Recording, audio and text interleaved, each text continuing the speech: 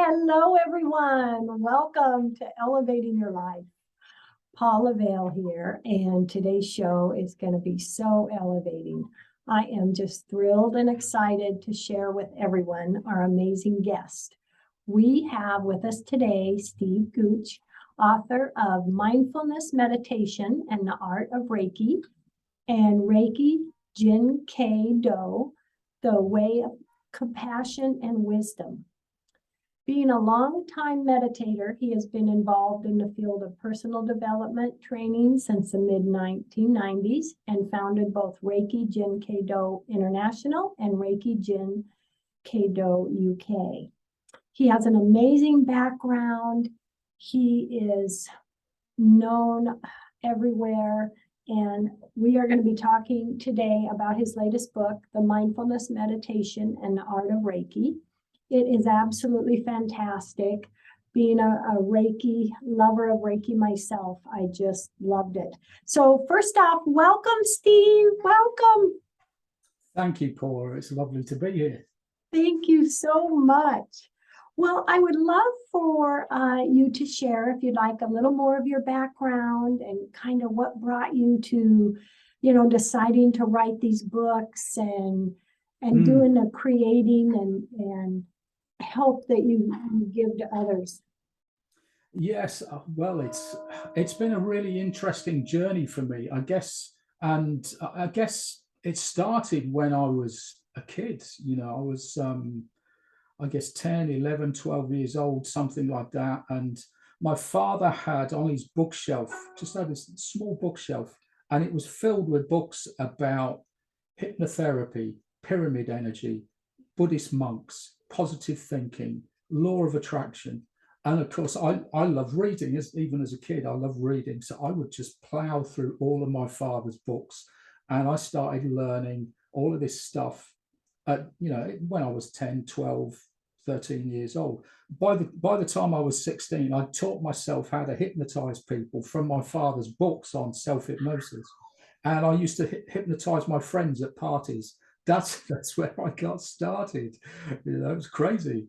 And then I guess and then I went to art college. I studied art, got a degree in fine art, and while that was going on, and through my 20s, I was really starting to explore things like meditation, looking at different spiritual traditions around the world, and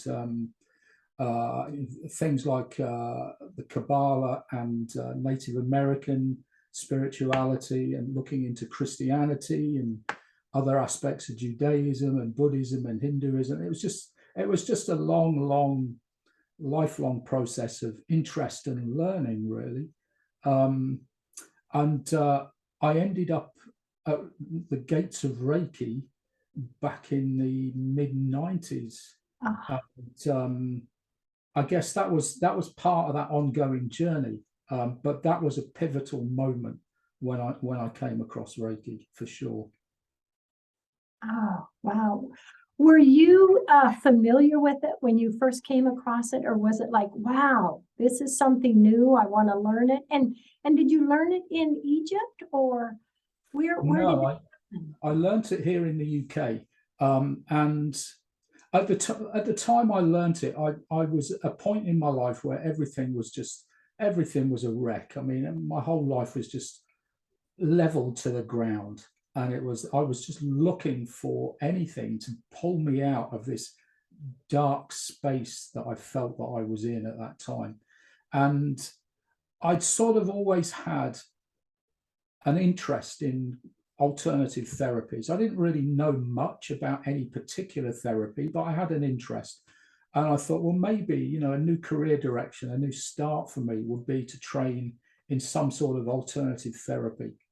Well, which therapy? I didn't really know where to start. And I was out of work at the time. I couldn't afford to, pay a lot of money for some training. And then I came across this one-page article in a magazine about this thing called Reiki, which I'd never heard of. And I thought, this sounds interesting. This sort of, I like this. And it's not, the first level class, it's only a couple of days, and it's not that expensive. So maybe this is a good place to start. And if it's no good, I haven't really lost very much. So I signed up for that first level Reiki class. This was 3 months ahead of the class. It took me 3 months to save the money to pay that class fee. And I remember so clearly the day before I attended that first degree Reiki class, I was walking around my hometown here in the UK, basically talking myself out of going to this class. I was like, I need this money for these bills and I need it for this. And, this is crazy. What am I doing? I shouldn't be wasting my time, my money. And I just got to the point where I was going to make a decision not to go. And I looked up, and in front of me, across this the wall of this huge building was a billboard, and it just said, "The magic is closer than you think." And I thought, I've got to go. That's it. So decision made. I didn't back out. I went to the class, and it just turned my life around at that point. It is, isn't it? I mean, I really, for years, have described Reiki as it's life-changing. It really, really is. Absolutely.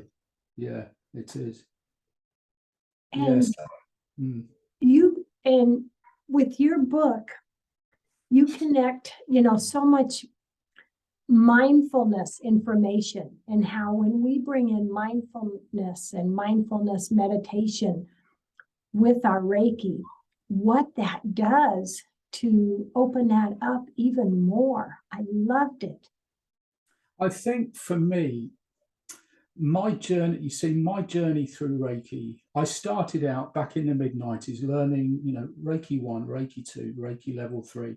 And initially, after Reiki level 2, I was working as a full-time Reiki practitioner, just doing lots of Reiki treatments.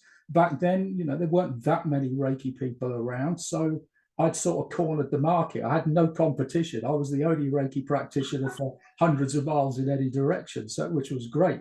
So that's where I started. But as time went by and I practiced more and more with the system, I started to realize that actually, first of all, I wasn't that interested in doing the energy healing anymore.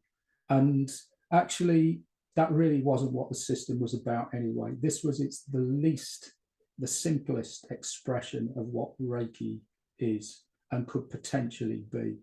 And I started to discover more and more as that training process went on, as my experience gathered over the years.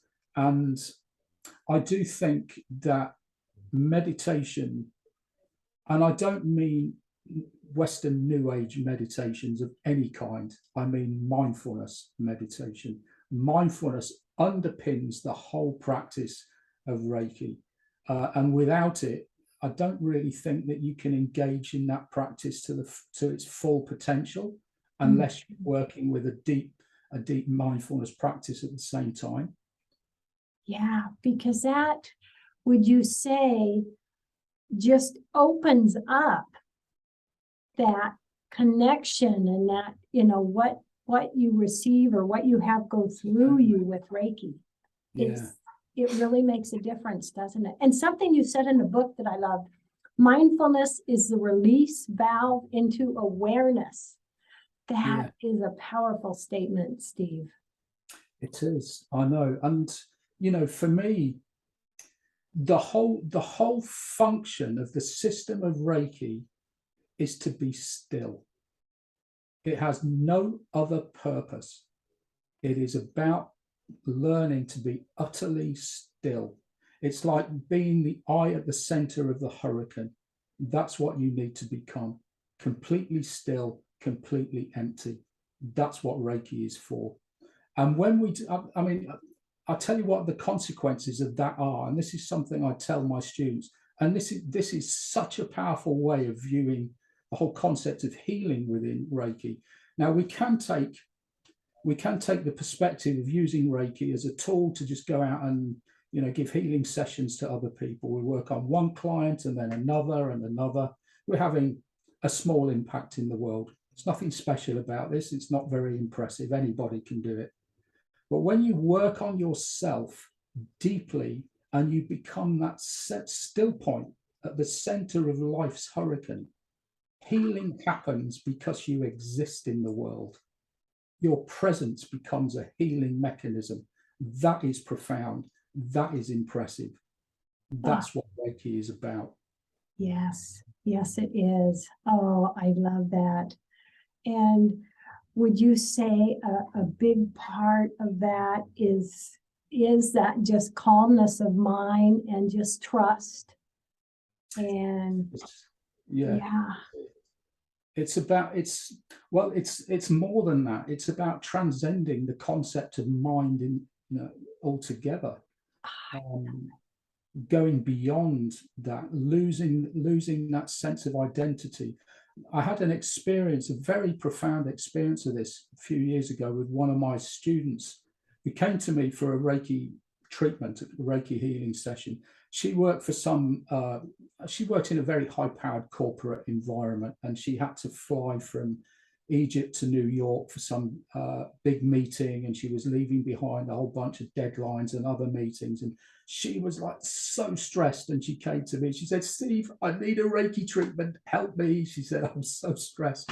So she lay on my treatment bed, and literally this was in the first 5 minutes of this treatment session, I've got my hands somewhere on her head and I drop into a meditation. And literally I felt, this is about 2 minutes into the treatment, I felt my mind and her mind merge into one. There was one mind. And then the concept of mind just vanished. And there was just awareness. And there was awareness of energy.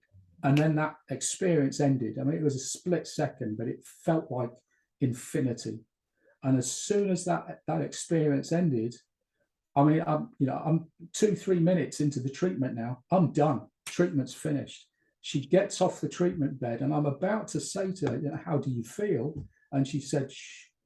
She said, "My mind is like a sheet of glass. There's not a single thought on it."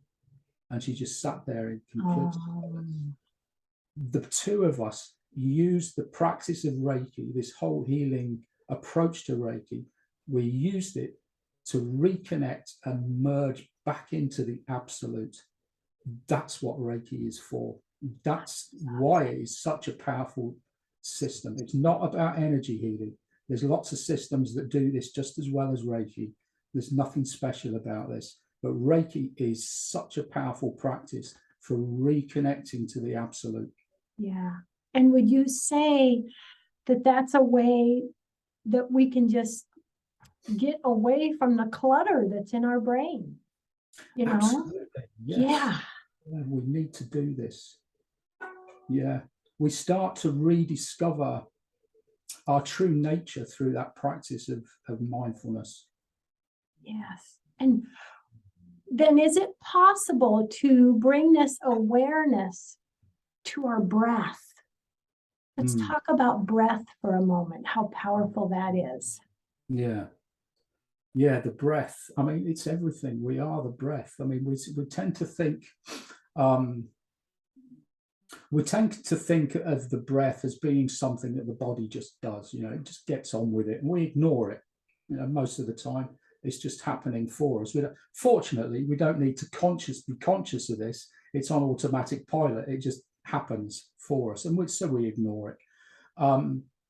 But it's not so much that the body is taking a breath, or sorry, the lungs are taking a breath. It's the whole body that's breathing. We are the breath.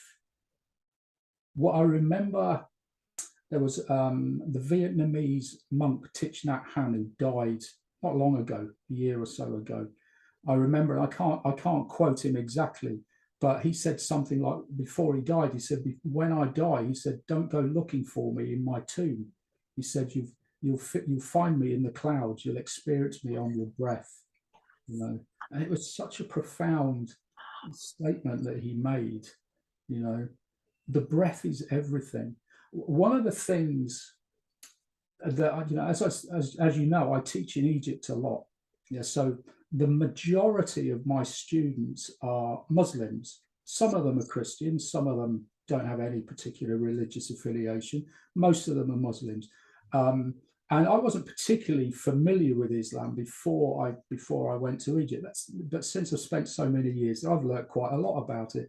And I was really interested to discover that in Islam, the teaching in Islam about the creation of the universe is that God took a breath and the universe manifested. So God created the universe from his breath. Okay. Now that's powerful. And that sort of, I reflected on that in terms of the practice that we have in Reiki, where, like, for instance, the attunements or the empowerments that I do, I use the breath to transmit the energy. And I'm thinking that's really interesting that Islam is teaching that God created the universe from his breath, therefore implying that the perfect vehicle for the transmission of creative energy is the breath. And here we are as human beings mimicking that in our Reiki attunement process to bring about this powerful energetic transformation in other people.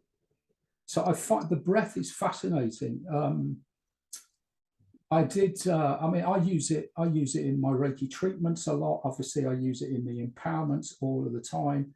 But, I'll often give an interview where somebody will be questioning me about Reiki, and immediately, because if I sense they're skeptical and they're going to start trying to take apart everything that I'm saying, I'll immediately load my breath with Reiki energy, and I know that I'm transmitting it with every single word that I'm speaking. I love it. It changes the whole nature of that interview. They never get a chance to attack. I love it. When I do Reiki treatments for clients, I literally use my breath, and I just envision that Reiki just flowing through. It is just such a beautiful gift, the Reiki. And you talk about so many, I mean, we could go on for 2 hours, all the different amazing things you talk about in your book. Something I really enjoyed was you talking about the 3 treasures: essence, energy, and spirit.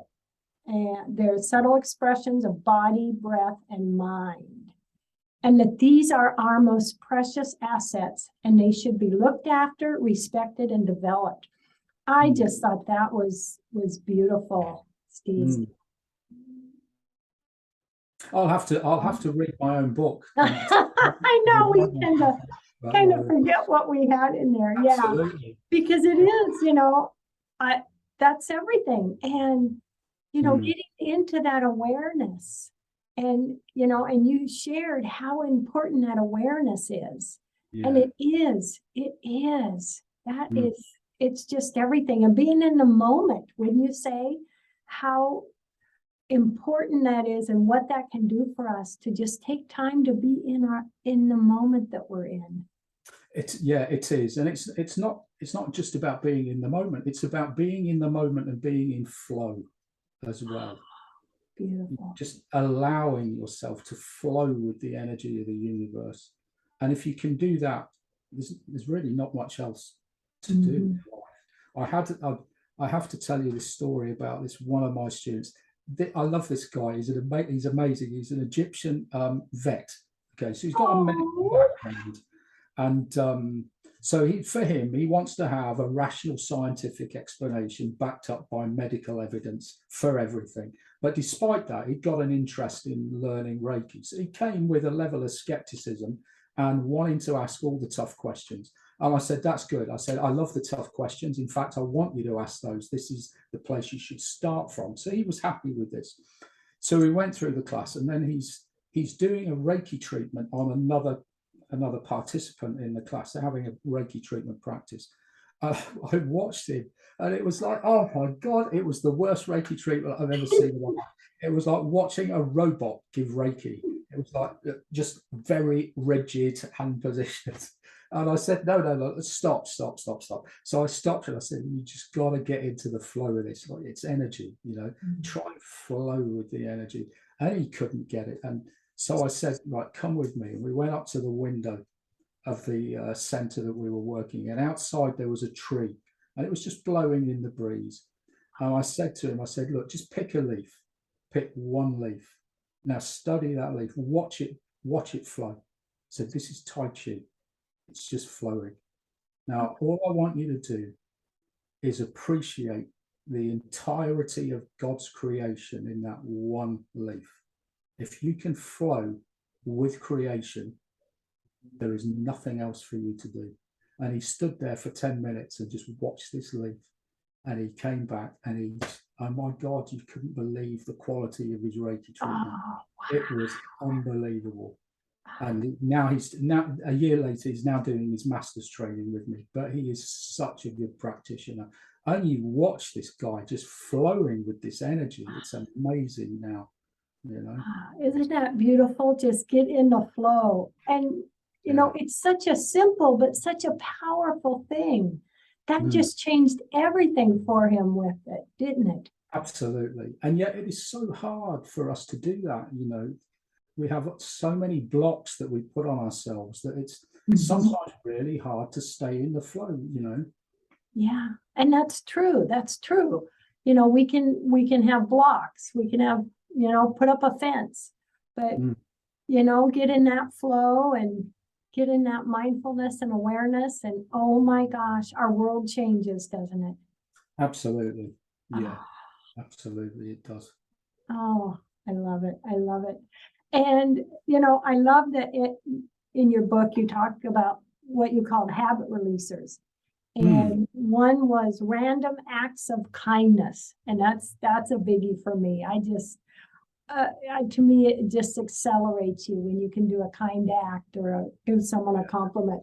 And you say the benefit is in the giving, not in what you might receive back. And that is just so true. I mean, that's a gift for us when we do an act of kindness. I think for me, that's all of those habit releases. I think the value and the importance in those is that as human beings, our mind tends to automate as much as it possibly can. You know, so everything that can go on autopilot does go on autopilot. And so we end up being really quite unconscious of very large parts of our lives. You know, and any of us that have ever learned to drive a car, for instance, will have countless memories of driving somewhere and having not noticed at all almost that entire journey, because in our minds we're busy thinking about something else, and yet our body drove the car perfectly safely because the mind has automated that whole process, and it automates as much as it possibly can. It's part of our survival mechanism. It's a very good thing to have, but it does mean that we do miss huge chunks of our lives we're not conscious of in the moment. Those habit releases give us an opportunity to seize control back from the autopilot occasionally, you know. So instead of us doing things on autopilot, we pull it back and say, okay, I'm going to be actually really quite conscious and aware of this process. I'll tell you my experience of doing that when I first did this with driving. I was on autopilot, just driving down the road, and I thought, I'm going to take this back. I'm just going to be very conscious about driving. And then I was like, oh my God, what do I do? And it's like, for a minute, I just couldn't remember how to drive the car. I thought, don't forget this, put it back on autopilot, let the mind take over. So that wasn't a good experience for me. But yeah, it is, generally speaking, it's a very powerful thing to do. We should try and seize control back from the autopilot from time to time. Oh, I love that. I love that. Yes, yes. Get our control back from that autopilot. It's just there and it wants to be there. Well, Steve, with a few minutes left in the show, what last message do you want to share with everyone? What would you like them to think about today and really, really think about? Yeah, I think for me, I would like to encourage, well, first of all, anybody that hasn't learnt Reiki, go and find yourself a good Reiki teacher and learn it, because it's such a powerful practice. And if you're already involved in Reiki, make sure that you're doing some good, solid mindfulness practice as well, and really explore the true depths of this system beyond energy healing, because that is the least it has to offer. Yes, I love that. And teaching Reiki is such an honor. I've always felt it's an honor and a responsibility. And, and the more Reiki in the world, the better, I believe. It's absolutely. It's life-changing. And I actually learned Reiki to help my dog 15 years ago. And it helped her so much. Animals love Reiki. They do. Yeah. It's so transformative. I mean, I've seen it change so many people's lives. Yes. If they've got time, I'll tell you one little story of one of my clients. This was a woman in Cairo, and her daughter, this is one of my students, phoned me up and said, my mother-in-law is dying of cancer. Is there anything you can do to help her? Now, this woman, not only is she dying of cancer, but she's been told by the doctors that when she dies, it's going to be painful. So this poor woman, not only is she terrified because she's dying, she's now doubly terrified because it's going to be painful when it happens. So I went to see her, and I said to my student, I said, look, it's just her time. Reiki is not going to change that. And I said, it's actually pointless me giving her a Reiki treatment. There's no benefit from this at all. It's a waste of time. I said, but what I will do is I will empower her to first degree Reiki. I'll give her the Reiki attunements, and I'll show her how to do a Reiki self-treatment. So the woman agreed to have this done. So I attuned her to Reiki, showed her some hand positions she could use to give herself some treatments. 2 or 3 weeks later, my student phoned me up and she said, you're never going to believe it. She said, this woman, my mother-in-law, she said, she sat there with her hands on her heart, a big smile on her face, and she just drifted off in complete peace. No pain. No pain. Just perfect happiness, peace, calmness, transition, just like that. And it was amazing. Now, my client died. There is an absolutely incredible example of healing at its highest level. Yes. Because that's a beautiful story. And that is a great example of Reiki and what you can do. Oh, Steve, this is so fantastic. Well, share with anyone any information you'd like, website, where they can get a copy of your book, any of that before we say goodbye. You can get a copy of my book from any bookshop or online, Amazon, bookshop.org, any of the, any online bookshop or high street retailer will have it, or you can order it. It's available as a digital edition as well if you want that copy. You can contact me through my website, which is stevegooch.co. And you can find me on LinkedIn and Facebook. You can message me there as well.